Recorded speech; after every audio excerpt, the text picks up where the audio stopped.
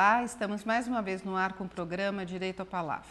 Programa que é desenvolvido pelo curso de Fonoaudiologia da PUC São Paulo e pelo programa de pós-graduação em Fonoaudiologia da PUC São Paulo. Como vocês já sabem, esse programa vai ao ar toda semana com convidados que falam, que pensam e que conhecem a fonoaudiologia. Então, nossa convidada de hoje é a professora Tereza Abilton. Prazer em tê-la aqui, Tereza. Eu que agradeço o convite, Lila. Uma ótima oportunidade para falar um pouco de coisas que nós fazemos. Então, a professora Tereza, ela é formada pela Universidade Federal de São Paulo, com mestrado em Distúrbios da Comunicação pela PUC, São Paulo, e doutorado em Ciências Radiológicas pela Universidade Federal de São Paulo, pela Unifesp. É professora do curso de Fonoaudiologia da PUC São Paulo, atuando principalmente com os temas ligados ao envelhecimento, aos distúrbios de motricidade orofacial, aos distúrbios de audição de adultos e de idosos. É mãe, é avó e é nossa professora há muitos anos.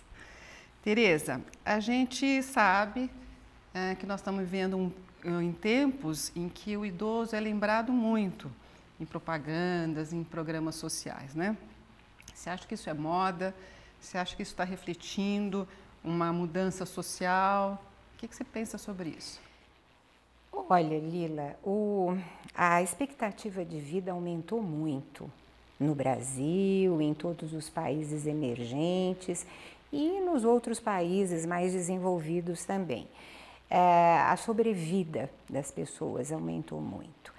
E não se trata de um modismo, não, se trata de uma necessidade. Os idosos estão aí numerosos, vivendo muitos anos e a sociedade está tentando atender um pouco a essas pessoas que estão vivendo mais tempo do que vivia-se antigamente. Então, só para você entender uma coisa interessante, a Organização Mundial de Saúde estabeleceu que aos 60 anos nós nos tornamos pessoas idosas. Eu e você já somos idosas, tá então. Certo. Mas a sobrevida dos longevos tem atingido 90, 92, 95 anos e às vezes até mais. Então, a gente tem um tempo de vida de 30 anos, entre 60 e 90, 60 e 95. E para tanto, você tem que olhar para essas pessoas, né? Essas pessoas precisam de programas sociais e precisam de outras coisas além disso, né? Então eu me lembro que o dia mais feliz foi quando eu fui tirar a minha carteirinha de idoso, né? Então eu ando de metrô de graça, ando de ônibus, estaciono na vaga de idoso. Então você começa a ter algumas regalias, porque realmente isso é um direito, né? Mas eu não sei como isso vai ficar, porque a quantidade de pessoas com 60 anos e mais aumentou muito. Hoje em dia a gente tem uma espécie de um retângulo na nossa população. A mesma quantidade de jovens é praticamente a mesma quantidade de idosos. É proporcional. Então, as necessidades são importantes. E tem mais uma coisa também, Lila. Nesse período de 30 anos, a gente tem muitas necessidades, né? Algumas delas relacionadas à área de saúde e muitas delas relacionadas à área de segurança mesmo, né? Então, você imagina um idoso que já está com uma limitação para caminhar. Então, nós temos ruas muito esburacadas, cheias de altos e baixos. Então, às vezes, é até perigoso para algumas pessoas sair à rua, subir num ônibus se o degrau for muito alto. Então, como essa população está aí vivendo bastante e muito numerosa, socialmente precisa se pensar em vários programas para eles, né? Quer dizer, existem políticas hoje, políticas públicas que estão preocupadas em dar conta dessas pessoas. E até melhorar a acessibilidade para o idoso. Exatamente. Né? Não só nas questões ambientais, mas nas questões de saúde e todas as sociais, coisas que envolvem. Nós temos que ocupar essas pessoas que estão vivas e muitas vezes já deixando um pouco o seu trabalho de todo dia, o seu trabalho remunerado e querendo fazer outras coisas, né? Então, eu queria que você falasse um pouco sobre a qualidade de vida dessas pessoas, né? Você já entrou um pouco, você já comentou algumas coisas, mas eu gostaria que você se aprofundasse e falasse um pouco mais sobre a qualidade de vida. Tá. Em 2005, Lila, nós fizemos um congresso aqui no Brasil, foi um congresso mundial de gerontologia. Ele aconteceu no Rio de Janeiro, nós tivemos mais de 4.000 participantes no mundo inteiro. E nesse congresso foi impresso um documento que já estava sendo discutido por um grupo importante de profissionais na Organização Mundial de Saúde. Então, esse documento foi impresso, distribuído para os participantes e ele fala sobre o conceito de idoso ativo, né? Então, o que a gente precisa buscar para essa população idosa é que ela se mantenha ativa de alguma forma. Não significa que a pessoa tem que ser uma pessoa com uma saúde perfeita, uma pessoa que não tenha nenhuma limitação física, não. Mesmo porque se vive mais tempo, mas há um preço a se pagar por isso. E muito caro, inclusive. Caro. Então, esse conceito de idoso ativo tem a ver com a participação dessas pessoas na vida. Então, no cotidiano, na política, em todas as situações que um adulto também participa. E, às vezes, envolve pessoas que estão debilitadas fisicamente ou acamadas, mas pessoas que ainda têm uma capacidade cognitiva que permita ter alguma ação nesse meio. Então, muitas vezes, as pessoas podem ser aposentadas, mas têm atividades rotineiras, que acontecem, às vezes, em vários dias da semana, às vezes têm participações políticas importantes em vários movimentos. Eu me lembro que eu fui dar uma aula agora no último congresso em Belém, e a pessoa que estava assistindo a minha aula tem um movimento importantíssimo para auxiliar idosos que moram sozinhos. Então, um grupo que se agregou ali na cidade de Belém e faz um trabalho maravilhoso diariamente com pessoas que moram sozinhas e têm algumas dificuldades. Então, eles ajudam essas pessoas na compra de alimentos, às vezes na preparação, com lavagem de roupas. É um trabalho super bonito. E é um grupo de idosos. De idosos. Um grupo de idosos. Exatamente, que faz o trabalho com outros idosos. Cuidador de outros idosos. Que tem necessidades mais específicas. Então, o conceito de idoso ativo é esse. Uma pessoa que tenha uma saúde que não precisa estar perfeita, porque doenças crônicas vamos ter e teremos cada vez mais nesse processo de 30 anos de longevidade, mas são doenças compensadas, doenças que muitas vezes não nos atrapalham em nada e essas pessoas conseguem ainda ter uma capacidade cognitiva também razoavelmente íntegra, foram vencendo algumas dificuldades de audição, de visão, fazendo as cirurgias de catarata, usando aparelho auditivo, se organizando o melhor possível para ainda manter essa capacidade de decisões, né? Fazendo atividades físicas, importantíssimo, né? E tendo ações mesmo com diversas pessoas, né? Ou com idosos, ou até com pessoas mais jovens, enfim, tem uma participação ativa, apesar de muitas vezes estar limitado à sua casa ou até uma casa de repouso. Eu vi recentemente um curso de inglês aqui do Brasil, viu, Lila, que teve uma iniciativa interessantíssima. Os jovens que usam Skype, a escola, lógico, mediando esses jovens, entrou em contato com 2 instituições de longa permanência na Inglaterra. E são idosos que estão habituados a mexer com o computador e que gostam de conversar com Skype. Então, esses jovens entram num determinado horário entram no Skype, os idosos que estão na casa de repouso entram, né, nos residenciais, entram também no Skype e eles fazem uma aula de conversação.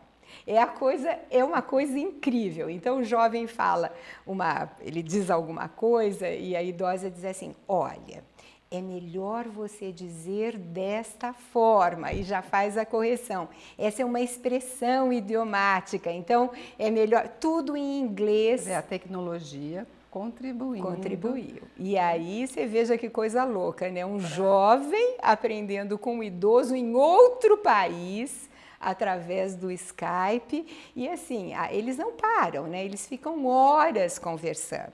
Você imagina o quanto otimizou o tempo dessas pessoas dentro de uma coisa, de um know-how que elas têm, né? Para ajudar esses jovens que estão aprendendo a língua inglesa numa conversação para lá de ideal, né? E essa ideia, foi desse local aí de idosos. Quer dizer, da onde surgiu essa ideia? Eu acho que assim, acho que a escola pensou como é que ela poderia melhorar essas aulas de conversação para os jovens. E aí, sabe, conversa vai, conversa vem, idoso adora mexer em mídia. A gente tem um pouco de dificuldade, né, Lila? Mas a gente aprende, né? Com jeitinho, nós somos aprendendo a mexer nos iPads, nos telefones celulares. Porque somos de uma geração que isso não existia. Exatamente. Então, aos pouquinhos, nós fomos aprendendo. E eles também adoram aprender e aprendem muito bem.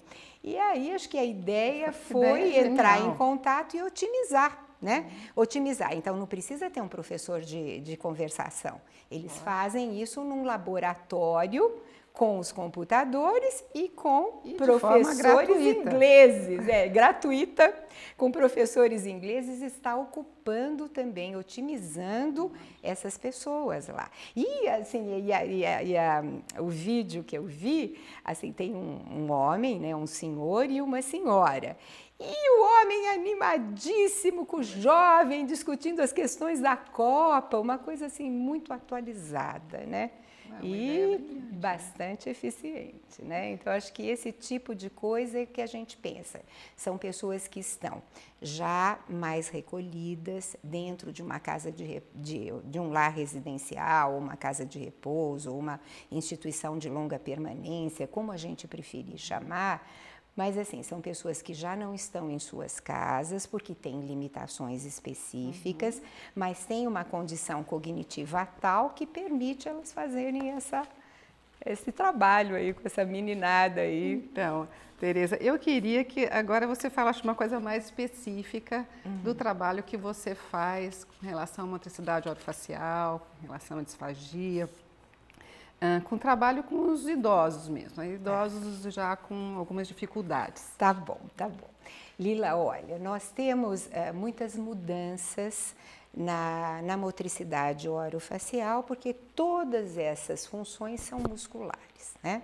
Então, da mesma forma que você tem mudanças musculares no corpo todo, você fica com um andar um pouco mais lento, às vezes uma mudança de base um pouco mais alargada, uma movimentação um pouco mais lenta, isso também acontece na musculatura da cabeça e do pescoço, né? E da face também. Então, surgem as rugas, as marcas de expressão, que podem ser corrigidas mais anteriormente. Então, tem um trabalho muito bonito na área de fonoaudiologia estética, que eu não faço pessoalmente, mas conheço muito proximamente esse trabalho e que tem resolvido muito algumas marcas de expressão de pessoas, de meia idade que aí chegam ao envelhecimento com uma face mais bonita, mais preservada. É uma coisa assim que fica muito interessante, depois que as pessoas começam a fazer esses alongamentos, são alongamentos faciais.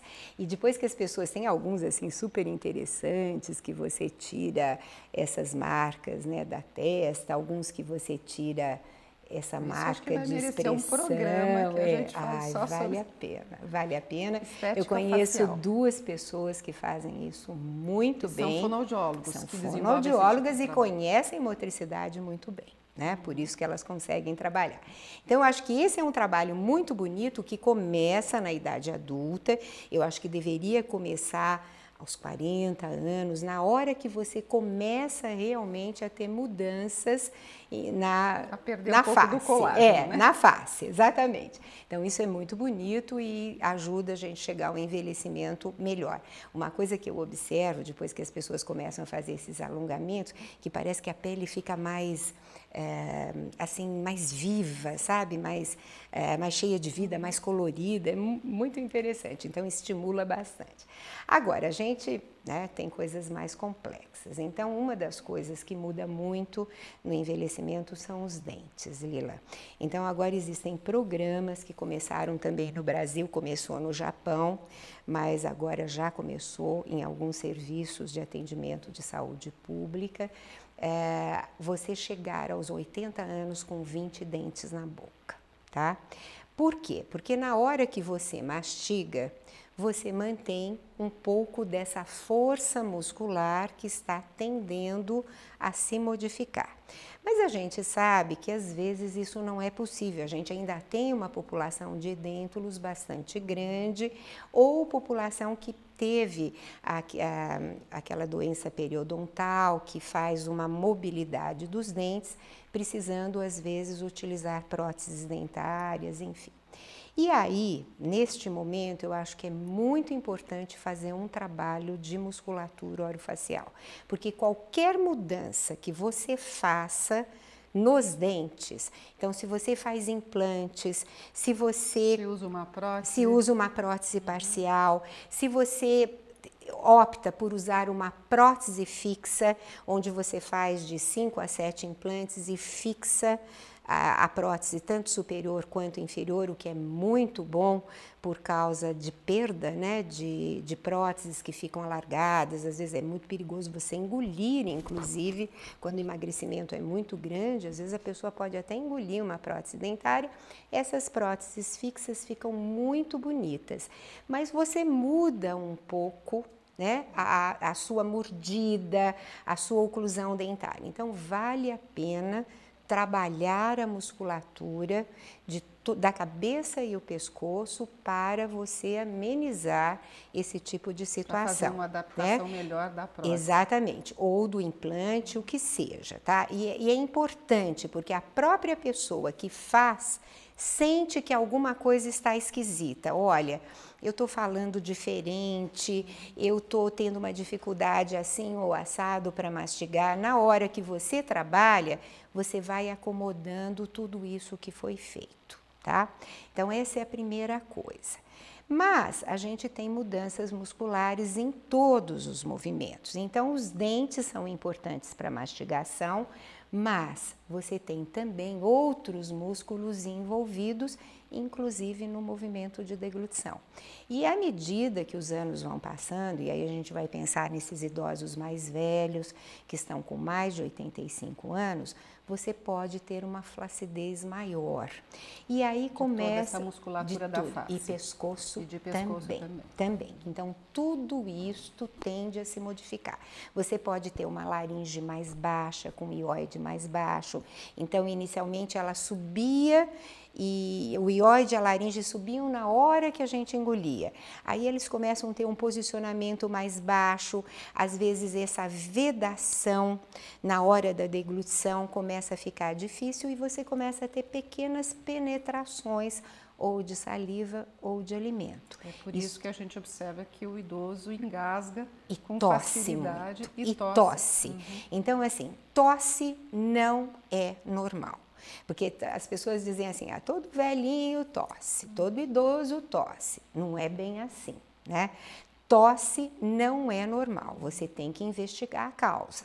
Uma delas pode ser digestória, tá? Então, na hora que você vai deglutir, você tem uma pequena entrada de alimento, como você não tem uma doença neurológica, você só está idosa, você percebe e tosse para retirar. Às vezes essa penetração é maior e aí você engasga mesmo tentando retirar esse conteúdo, que pode ser um alimento ou uma saliva que entrou na via aérea. Então, assim, Tosses frequentes, tosses que acontecem quando a gente deita, não são normais. Elas precisam ser investigadas. Pode ser um problema pulmonar? Pode ser motivada por uma bronquite, uma asma? Pode. Pode ser um problema alérgico? Pode, mas também pode ser um problema digestório. Então, essas mudanças já vão acontecendo à medida que nós vamos envelhecendo. Por conta da flacidez de toda essa musculatura. Exatamente. Da face, e da coordenação também, Lila. Esse movimento da deglutição, ele é muito coordenado.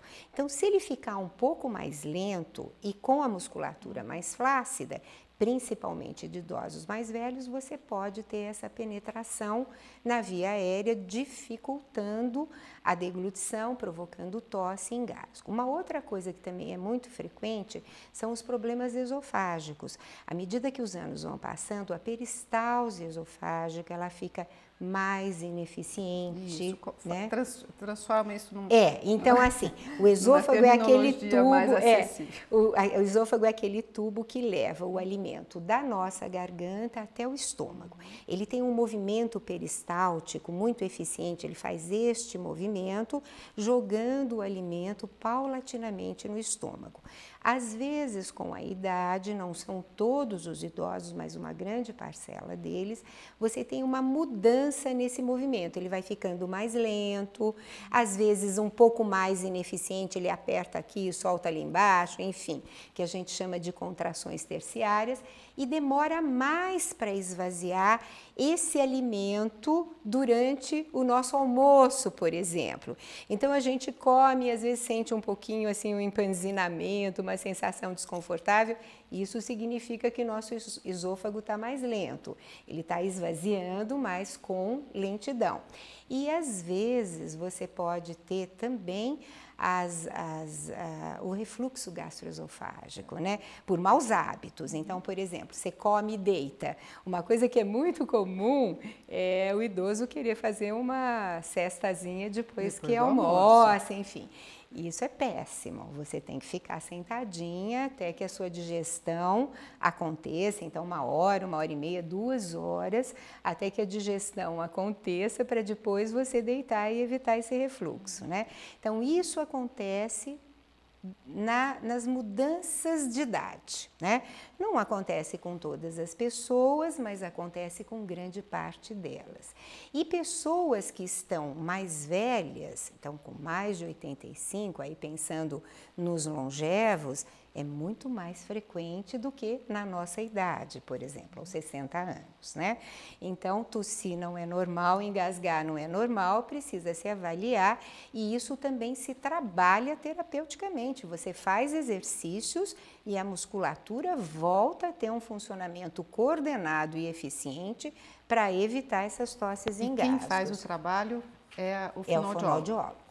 É o fonoaudiólogo. Agora, tem outras situações, Lila, que aí já são bem mais complexas, que são mesmo os quadros de disfagia. Então, são idosos que têm alguma doença neurológica. Disfagia, né? Disfagia já é uma dificuldade de deglutição que tem consequências. Então, você tem uma dificuldade de deglutição provocada muitas vezes por uma doença. E essa doença, muitas vezes, é uma doença neurológica ou um câncer que debilitou muito essa pessoa, enfim, alguns problemas mais sérios. E aí, quando a pessoa tem essa dificuldade para engolir, essa dificuldade acaba sendo tão frequente que essa pessoa emagrece, perde peso, começa a ter consequências respiratórias, chegando muitas vezes até ter problemas respiratórios por repetição. Então, você tem uma pneumonia, tem uma segunda pneumonia logo em seguida, enfim. Esses casos, o fonoaudiólogo... O que a gente diz é que a pessoa aspirou. Exatamente, né? Então aspirou, mas aspirou com frequência, porque aquele idoso que não tem a doença neurológica, Lila, entra o alimento na laringe, na via aérea, ele logo sente e tosse para retirar, ou até engasga, mas ele retira, então não vai para o pulmão. O paciente disfágico, ele não consegue ter uma tosse eficiente, nem uma tosse muitas vezes produtiva que retire esse conteúdo aspirado, aquilo fica no pulmão e provoca uma infecção. E quem faz o trabalho com este idoso disfágico é o fonoaudiólogo. E esse trabalho muitas vezes é feito no hospital. No hospital, porque durante as internações de pacientes longevos você tem muitas intercorrências, e nas casas de longa permanência, às vezes nas residências e também no consultório, Lila, porque algumas pessoas têm as doenças neurológicas, mas o fato de sair de casa, ir fazer um tratamento, acaba sendo até uma atividade importante. Então, assim, a gente faz esse atendimento domiciliarmente para aquele paciente que não pode se locomover, onde a locomoção dele às vezes fica muito difícil, mas paciente que às vezes anda com o seu andador, com o seu dispositivo de marcha ou com a sua bengalinha, tem um acompanhante que possa trazê-lo, muitas vezes ele vem ao consultório. E você observa que existe uma recuperação boa. Muito boa. Desse Lila, paciente muito que boa. é o disfágico. Eu acredito muito em terapia, Lila, em qualquer terapia. Na terapia psicológica, na terapia fonoaudiológica, na fisioterápica, enfim, eu acho que as terapias realmente transformam aquela dificuldade. E nos pacientes idosos, inclusive, porque a gente sempre imagina que você não vai ter como melhorar aquela situação. Isto é uma lenda, porque na hora que você faz um investimento, tanto o paciente te aceita para fazer essa reabilitação e você investe nesse trabalho, a recuperação realmente é incrível. Às vezes a gente olha para o paciente e fala, meu Deus, não é a mesma pessoa. Então você consegue melhorar a qualidade de vida, que é o que a gente está querendo. Já que vamos viver muito, vamos viver o melhor possível, né, Lila? Essa é a ideia. Eu quero te agradecer muito, quero dizer que nós estamos nos últimos 30 segundos. Acho que a gente poderia ficar aqui conversando sobre a questão do idoso e das dificuldades. Nós nem falamos das dificuldades auditivas, nem falamos dos aparelhos auditivos, que também é alguma coisa que a gente sabe que o fonoaudiólogo atua e que melhora muito a qualidade de vida. Nós não conseguimos chegar, mas com certeza você será chamada novamente para a gente num próximo programa. Eu quero agradecer a sua presença e dizer a todos muito obrigada e que nos encontraremos na próxima semana. Obrigada.